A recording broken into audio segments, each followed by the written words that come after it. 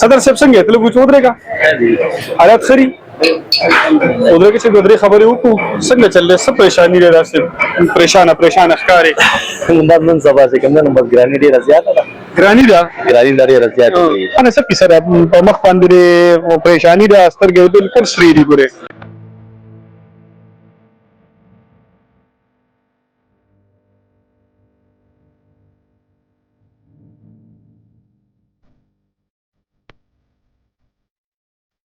سعودي 100 روپے قیمت کړی سپلې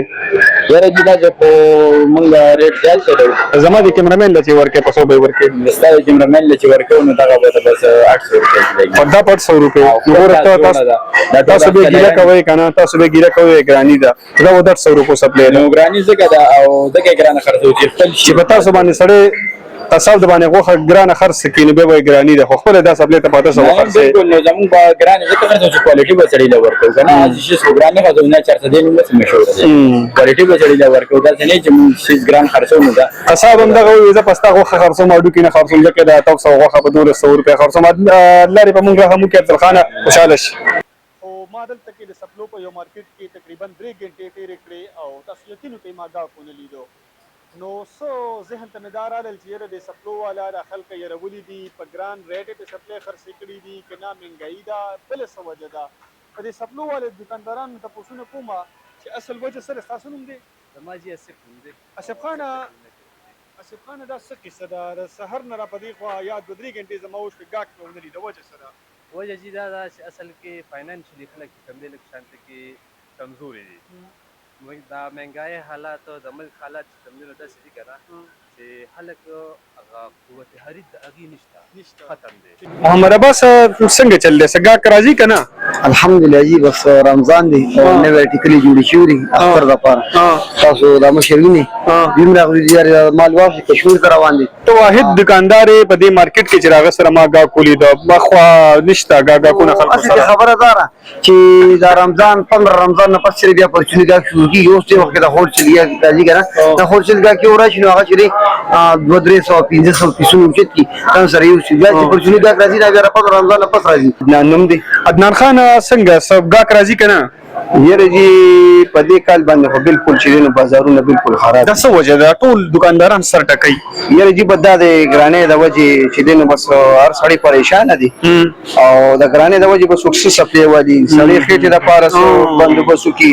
وړي نشي غشتي چې نشي غشتي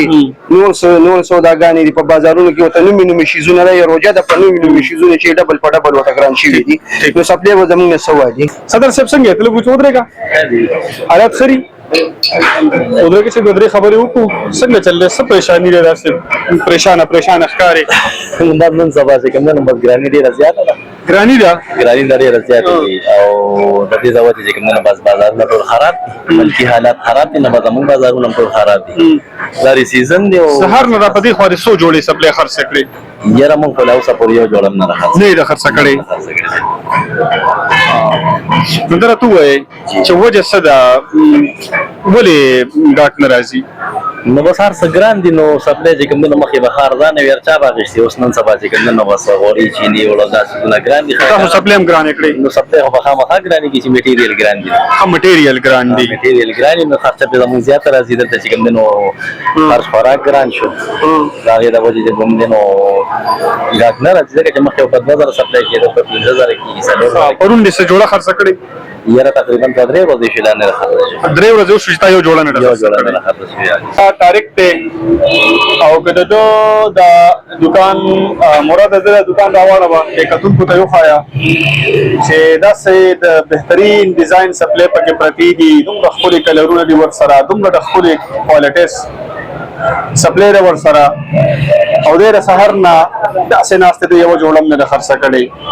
نو تاسو ته کوم چې څه وجه ده طارق خان جی څنګه چلې پریشان دي نو دکاندارانو په شان ته څه وجه ده بس یاره جی ډیره زیاته ګرانی ده کچاته پیسې وې نو هغه ریټ هم دته هغه سینه در کوي او نه د سره هغه سي دغه کوي جی او جی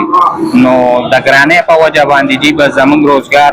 کمزور دی خراب دی او جی دکان دې په فرنٹ باندې بالکل لا سه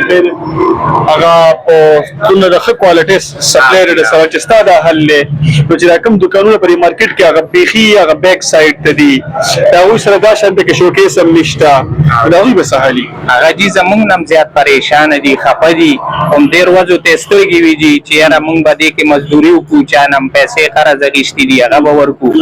مخکې به داسې لاړ شو دغه به وکړو نو هغه زمونږ نه هم زیات جي پریشانه دي خفه دي مونږ په هغې خفه یو زمونږ رونه دي هغې ته هم ته پریشاني ده د کور مسلې دي ورته بچي